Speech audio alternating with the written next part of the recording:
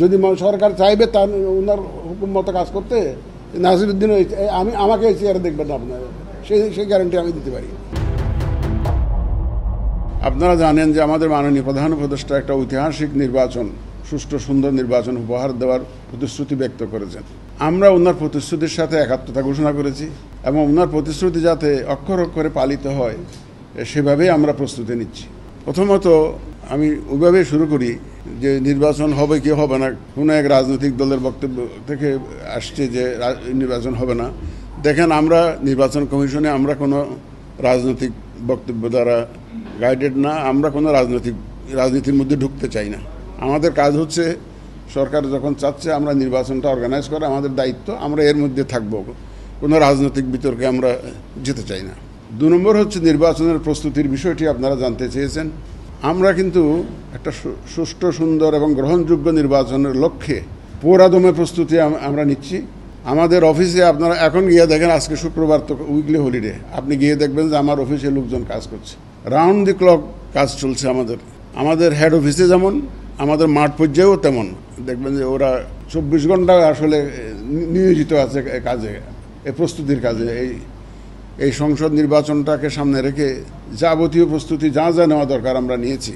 যে ভোটার তালিকার যে একটা বিশাল একটা দায়িত্ব ছিল, আমাদের অফিসাররা দিন রাত কষ্ট করে, আপনারা জানেন যে প্রায় যে ৭৭,০০০-এর অধিক লোক আমরা মাঠে কাজে লাগিয়েছি, 77,000। এদেরকে তো ট্রেন করতে হয়েছিল আমাদেরকে, ওদেরকে ট্রেনিং দেওয়ার পরে কিন্তু আমরা মাঠে নামিয়েছিলাম। আমরা বাড়ি বাড়ি গিয়ে যে হালনাগাদ করেছি, প্রায় 21 লক্ষের মতো মৃত ভোটার আমরা আইডেন্টিফাই করেছি, এগুলো বাদ দিয়েছি। প্রায় মোর দেন 40 লাখ, 44 লক্ষের মতো বোধ হবে অ্যাপ্রক্সিমেটলি, যে যারা ভোটার হওয়ার যোগ্য ছিল কিন্তু ভোটার লিস্টে তাদের নাম ছিল না, তাদেরকে আমরা আইডেন্টিফাই করেছি। এগুলো সব মিলিয়ে মোটামুটিভাবে ভোটার তালিকাটা আমরা হালনাগাদ হয়ে গেছে আপনারা বলতে পারেন। এখন একটু কিছু কারেকশন হয়ে আশা করছি যে আমরা যে হয়তো 1-2 সপ্তাহের মধ্যে আপনারা ফাইনাল তালিকাটা পেয়ে যাবেন ইনশাল্লাহ। এবার তো আপনারা ওই যে আপনারা জেনেছেন যে ইয়াঙ্গার জেনারেশনকে, যারা মাঝপথে 18 বছর পূর্ণ হবে, ধরেন যদি ফেব্রুয়ারিতে ইলেকশন হয়, আমাদের তো ফেব্রুয়ারিতে ইলেকশন করতে হবে। মাননীয় প্রধান উপদেষ্টা অফিস থেকে আমরা একটা চিঠি পেয়েছি যে আগামী ফেব্রুয়ারির প্রথমার্ধে রমজানের আগে যাতে আমরা নির্বাচনটা অনুষ্ঠানের জন্য প্রস্তুতি নেই, ব্যবস্থা করি, সেই অনুরোধ আমাদেরকে জানিয়েছেন। ওই চিঠি পাওয়ার পর থেকে আমরা কিন্তু আমাদের প্রস্তুতি খুব জোরদার করেছি, ওই চিঠি পাওয়ার পর থেকে। তো সুতরাং আমাদের ওই লক্ষ্য সামনে রেখেই আগামী ফেব্রুয়ারি মাসে, রমজান মাসের আগে নির্বাচন যাতে সুষ্ঠু সুন্দরভাবে হয় সেটাকে সামনে রেখে আমরা প্রধান উপদেষ্টার ঘোষণা অনুযায়ী আমরা সেভাবে প্রস্তুতি নিচ্ছি। ভোটার হালনাগাদ হয়ে গেছে ইনশাল্লাহ। ওই ইয়াঙ্গার জেনারেশনদেরকে আমরা যাতে ইনক্লুড করতে পারি, আমরা ভোটার আইনটা সংশোধন করিয়েছি, তাদেরকেও আমরা ইনশাল্লাহ ইনক্লুড করতে পারবো, ব্যাপক সংখ্যায় ইনক্লুড করতে পারবো।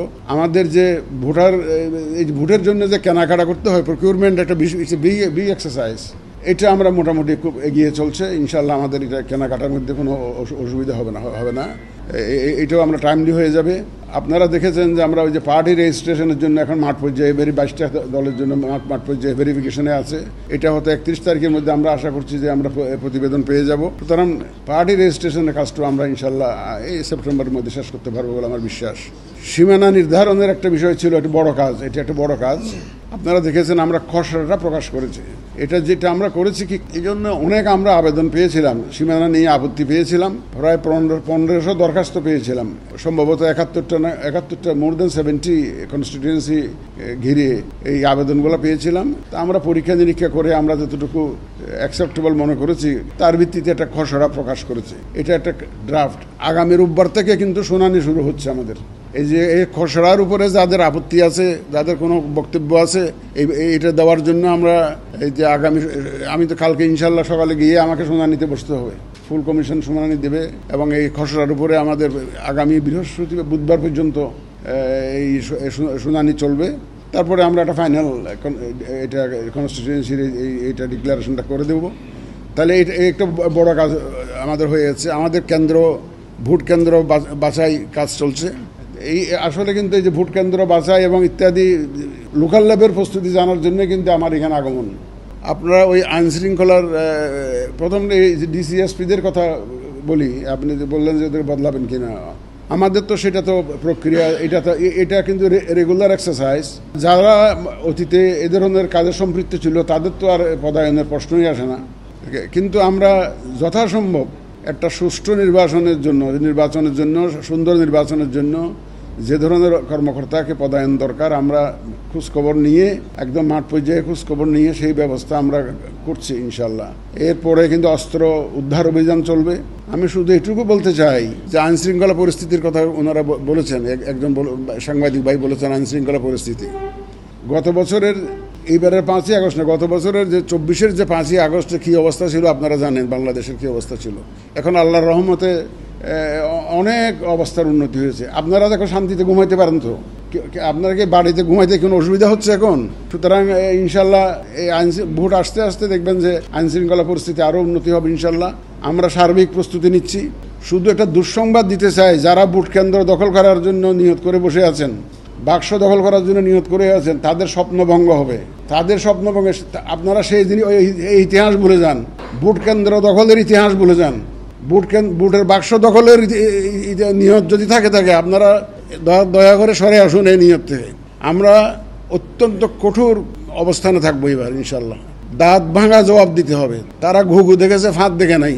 এবার ফাঁদ দেখবে তারা, যারা মনে করে যে আমরা এই যে কেন্দ্র দখল করে জিতবো, বাক্স দখল করে জিতবো, সেই সুযোগ ইনশাল্লাহ তারা পাবে না। এখানে আমরা দেশবাসীকে সাথে নিয়ে, আইনশৃঙ্খলা বাহিনীর সহায়তা এবং আপনাদেরকে সাথে নিয়ে আমরা এই কাজটা সারবো ইনশাল্লাহ।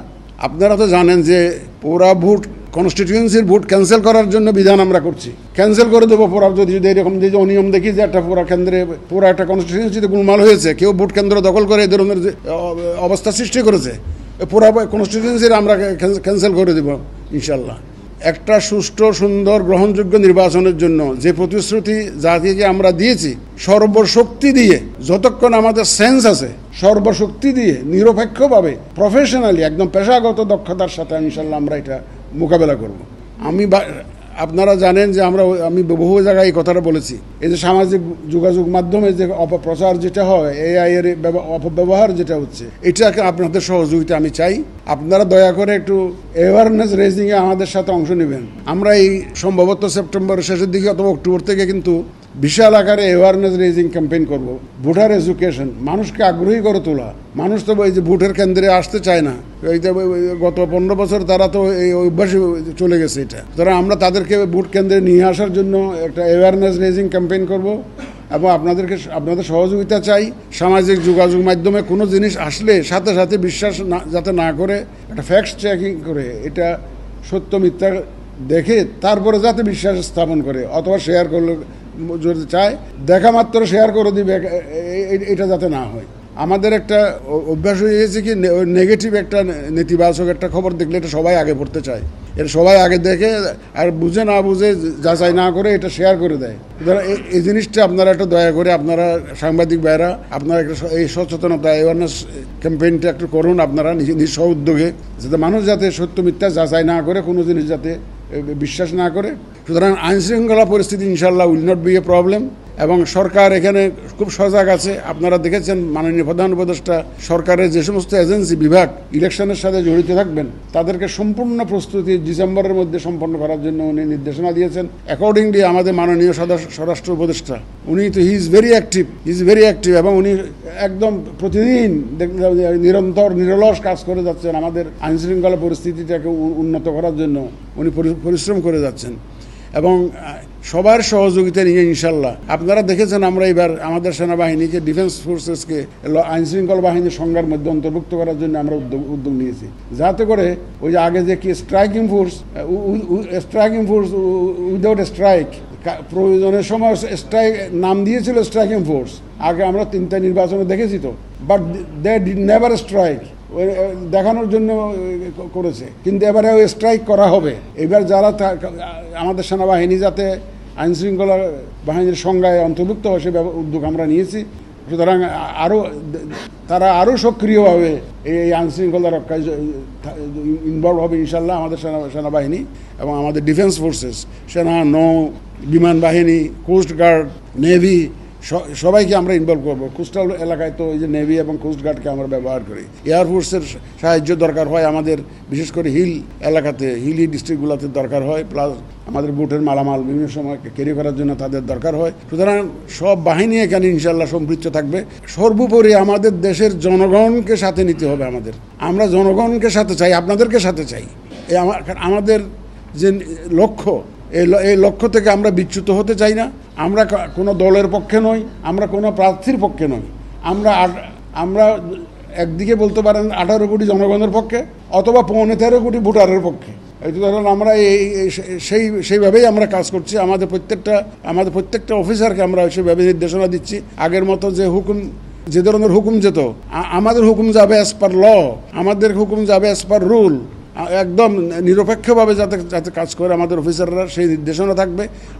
আমি যে ফিল্ড ভিজিটে আসছি, এটাই আমার উদ্দেশ্য, তাদেরকে মেসেজটা দেওয়া যে অন্যায় কোনো হুকুম আমাদের তরফ থেকে যাবে না, এবং অন্যায় কোনো আবদার কারো কাছ থেকে আমরা শুনবো না। আমরা একদম সম্পূর্ণ নিরপেক্ষভাবে যাতে কাজ করি, পেশাদারিত্বের সাথে কাজ করি, সেইটা নিশ্চিত করার জন্য কিন্তু আমি এই ফিল্ড ভিজিটে আসছি। অবৈধ অস্ত্র উদ্ধারের একটা অভিযান চলবে ভোটের আগে, এটা চলমান প্রক্রিয়া, এখনো চলছে। এটা কিন্তু এটা কিন্তু চলমান প্রক্রিয়ায় অংশ। ভোটের আগে তো এটা জোরে সোরে চলবে। যারা অস্ত্রবাজি করার নিয়ত করেছেন, আপনাদের জন্য অত্যন্ত দুঃসংবাদ। যারা অস্ত্রবাজি করে ভোটে জিততে চাইবেন, তাদের জন্য দুঃসংবাদ অপেক্ষা করছে। সুতরাং অস্ত্র উদ্ধারের একটা অভিযান চলবে, এবং ফিল্ড লেভেলে অ্যাডজাস্টমেন্ট, যেটা অফিসারদের লেভেলে যে অ্যাডজাস্টমেন্ট, প্রশাসন থেকে আরম্ভ করে পুলিশ এবং আমাদের নির্বাচন কমিশনের সেই অ্যাডজাস্টমেন্ট, এটাও একটা চলমান প্রক্রিয়া। এবং ভোটকে সামনে রেখে আমরা কিন্তু এই অ্যাডজাস্টমেন্টগুলো করছি। ইনশাল্লাহ আপনাদের সহযোগিতা নিয়ে, দেশবাসীর সহযোগিতা নিয়ে আমরা যে প্রতিশ্রুতি জাতিকে দিয়েছি, মাননীয় প্রধান উপদেষ্টা যে প্রতিশ্রুতি জাতিকে দিয়েছেন, সেটা ইনশাল্লাহ আমরা অর্জন করব। এই ব্যাপারে আমি কনফিডেন্ট। রোডম্যাপ মোটামুটি আমাদের খসড়া হয়েছে। আমি আজকে সকালেও টেলিফোনে খোঁজ খবর নিই। আমাদের তো সার্বক্ষণিক চলে অফিস। এইটা আমি যে এখানে আছি, আজকে সকালে তো সারাদিন বলতে গেলে আমাদের কমিশনারদের সাথে আমি আলোচনা করে কাটিয়েছি। আমরা চেষ্টা করব যদি পারা যায় এটা। কারণ রোববার দিন আবার আমাদের যে সীমানা নির্ধারণের ব্যাপারে শুনানির বিষয় আছে, তারপরেও চেষ্টা করবো এটা রুটম্যাপ। আপনারা রুটম্যাপ বলেন, রুটম্যাপ বললে অনেকে আবার sensitive to this particular word. আমরা রুটম্যাপ বলবো না, এটা আমাদের কর্মপরিকল্পনা। এটা একটা আমাদের কর্মপরিকল্পনা, যে আমরা কিভাবে কোন কাজটা কোন সময় শেষ করব, এরকম একটা প্ল্যানিং। এই কর্মপরিকল্পনাটাকে অনেকে রুটম্যাপ বলতে চায়। আমরা যদি ফেব্রুয়ারিতে যখন ইলেকশন হবে, ফেব্রুয়ারির প্রথমার্ধে আগামী বছরের, তাহলে আমাদের তো বিভিন্ন কাজগুলো কোনটা কখন না, এটা একটা অনুমান ভিত্তিক। এটা একদম এর আগেও শেষ হতে পারে, 2-4 দিন দেরিও হতে পারে, কিন্তু এটা আমাদের যেটা টার্গেট টাইমলাইন, ওটাকে আপনারা রুটম্যাপ বলছেন। আমি কিন্তু আমার মুখ দিয়ে রুটম্যাপ আমি কোনো সময় বলি না। এটা আমাদের একটা কর্মপরিকল্পনা। এটা আমরা চেষ্টা করব যে আগামী সপ্তাহের মধ্যে এটা ঘোষণা করতে চেষ্টা করবো ইনশাল্লাহ। এটা আমরা কমিশন মিটিংয়ে এটা অ্যাপ্রুভ করি না। আমি গেলে তখন এটা কমিশন মিটিংয়ে প্লেস হবে। যেহেতু একটা শুনানির একটা বিষয় আছে, তো এই যে সীমানা নির্ধারণ নিয়ে, সেই জন্য একটু চিন্তায় আছে। আমি গিয়ে তো ইনশাল্লাহ আশা করি আগামী এই সপ্তাহের মধ্যে ইনশাল্লাহ এটা। দেখেন, পিআর পদ্ধতি তো বিভিন্ন রাজনৈতিক দল দাবি করতেছে, এটা তো আমাদের কনস্টিটিউশনে নাই, কোনো আইনেও নাই। আমরা শাসনতন্ত্র এবং আইন দ্বারা গাইডেড, এর বাইরে আমরা যেতে পারি না। যদি এইরকম কোনো আইন হয়, পিআর পদ্ধতিতে জন্য কোনো আইন হয়, শাসনতন্ত্র যদি পরিবর্তন হয়, সেটা একটা ভিন্ন প্রসঙ্গ। এটা এখনও রাজনৈতিক আলোচনার পর্যায়ে আছে, তর্ক বিতর্কের পর্যায়ে আছে। এটা রাজনীতিবিদদের ব্যাপার। আমি এর মধ্যে ঢুকতে চাই না, ইলেকশন কমিশন এর মধ্যে ইনভলভ হতে চায় না। এই রাজনৈতিক আলোচনা বা বিতর্কের মধ্যে নির্বাচন কমিশন যেতে চায় না। আমাদের কাজ হলো যে নির্বাচন যখন সরকার সিদ্ধান্ত নিয়েছে, এখন নির্বাচনটা ডেলিভার করা হচ্ছে আমাদের দায়িত্ব। আমরা সেটুকু করব। যদি আইন পরিবর্তন হয়, শাসনতন্ত্র পরিবর্তন হয়, এই ধরনের কোনো আইন আসে, তো সেটা ভিন্ন ব্যাপার। আমরা ওই রাজনৈতিক কোনো বিতর্কের মধ্যে আমরা যেতে চাই না। ভাই, আমার তো 5700 কর্মকর্তা, এদেরকে কোথায় পাঠিয়ে দেবো এদেরকে? তাদের মধ্যে যারা স্বপ্রণোদিত হয়ে নিজের একদম স্ব-উদ্যোগে ভোট জালিয়াতিতে যারা জড়িত ছিল, স্ব-উদ্যোগে জড়িত ছিল, তাদেরকে তো অবশ্যই আমরা এই দায়িত্বে রাখবো না। এবং এটা আপনারা যেটুকু চিন্তা করছেন তার চাইতে বেশি সজাগ আছি আমরা। কারণ আমি বিশ্বাস করি ওই যে সেদিন এক কোথায় জানি বলেছিলাম যে ভাই কর্তার ইচ্ছে কীর্তন করো, তো তারা দেখে যে কর্তা কোন দিকে যায়। আমাদের অফিসাররা জানে যে এখনকার যে নির্বাচন কমিশন তারা কোনো পক্ষপাতিত্ব করছে না, তারা আইন অনুযায়ী প্রফেশনালি নিউট্রালি কাজ করতে চায়। এবং আমার বিশ্বাস আমার অফিসাররা আগের মতো সেরকম আগে করেছে, যেহেতু আগে চেয়েছে, আগে নির্বাচন কমিশন থেকে অনেকে চেয়েছে, আগে সরকার চেয়েছে, কিন্তু আমাদের তো এখন সেরকম কোনো সমস্যা নাই। আমাদের এখানে এই সরকার তো এ পর্যন্ত তো চাই নাই, আমাদের বলতে দ্বিধা নাই। যেদিন সরকার চাইবে সেদিন নাসিরউদ্দিন এই চেয়ারে থাকবে না, এটা ধরে রাখেন। যদি সরকার চাইবে তার ওনার হুকুম মতো কাজ করতে, নাসিরউদ্দিন আমাকে এই চেয়ারে দেখবেন না আপনার, সেই গ্যারান্টি আমি দিতে পারি। ব্যাপার হচ্ছে যে ভাই সব দল আসবে কিনা সেটা তো সময় বলে দিবে, আপনারা দেখবেন, অপেক্ষা করুন, এটা তো রাজনীতিবিদ। তবে আমি বিশ্বাস করি আমাদের রাজনীতির দলগুলো তারা সবাই দেশের মঙ্গল চায়, তারা তো দেশের জন্য রাজনীতি করে।